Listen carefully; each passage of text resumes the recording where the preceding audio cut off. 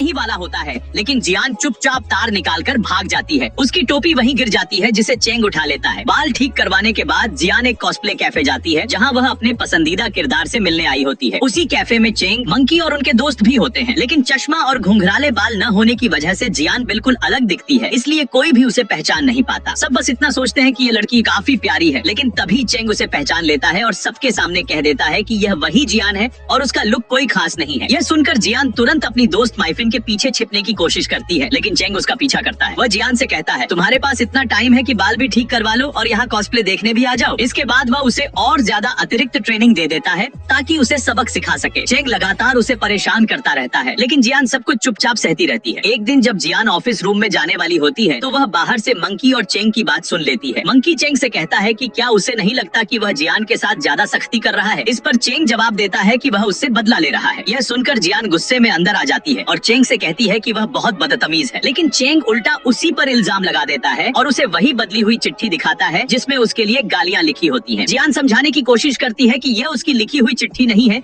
लेकिन चेंग उस पर भरोसा नहीं करता। तब जियान कहती है कि ठीक है, वह जो भी सजा देना चाहे दे दे ताकि मामला खत्म हो जाए। इस पर चेंग शर्त रखता है कि जियान 10 दिनों तक उसकी पर्सनल असिस्टेंट बनेगी और बिना सवाल किए उसकी हर बात मानेगी। मजबूरी में जियान इस शर्त को मान लेती है। इसके बाद चेंग ज्यादातर समय लाइब्रेरी में पढ़ाई करता है। उसे गणित बहुत पसंद होती है और वह एक रिसर्च बुक पढ़ रहा होता है जिसका नाम हाइपेटिया होता है। वह उस किताब में एक ऐसा सवाल लिख देता है जिसे वह खुद भी हल नहीं कर पाता। अचानक उसे कहीं जाना पड़ता है तो वह किताब वहीं छोड़ देता है। बाद में जब जियान लाइब्रेरी जाती है और वह किताब देखती है तो उस सवाल को पढ़कर पूरा दिन उसे हल करने में लगा देती है। अगले दिन जब चेंग दोबारा किताब खोलता है तो देखता है कि वह मुश्किल सवाल हल हो चुका है। यह देखकर वह बहुत खुश होता है और उस इंसान से सवाल हल किया है, इसलिए वह किताब में एक और नया सवाल लिखकर छोड़ देता है। इसी बीच जियान ऑफिस रूम में जाती है जहाँ उसे चेंग की एक ट्रॉफी दिखती है जो उसकी स्विमिंग प्रतियोगिता की होती है, लेकिन वह टूटी हुई होती है। जियान उसे ठीक करवाने के लिए उसकी फोटो खींच लेती है। तभी चेंग वहां आ जाता है और जियान के हाथ में ट्रॉफी देखकर उस पर चिल्लाने लगता है। वह पुरानी यादों में खो जाता है और सोच लेता है कि ट्रॉफी जियान ने ही तोड़ी है। जियान उसे बताती है कि उसे ट्रॉफी पहले से टूटी हुई मिली थी और सबूत के तौर पर तस्वीरें भी दिखाती है, लेकिन गुस्से में चेंग उसका फोन जमीन पर फेंक देता है। इस पर जियान साफ कह देती है कि वह डरपोक नहीं है और अगर उसने कुछ किया होता तो मान लेती। उसे अब इस बात से कोई फर्क नहीं पड़ता कि चेंग उस पर भरोसा करे या नहीं।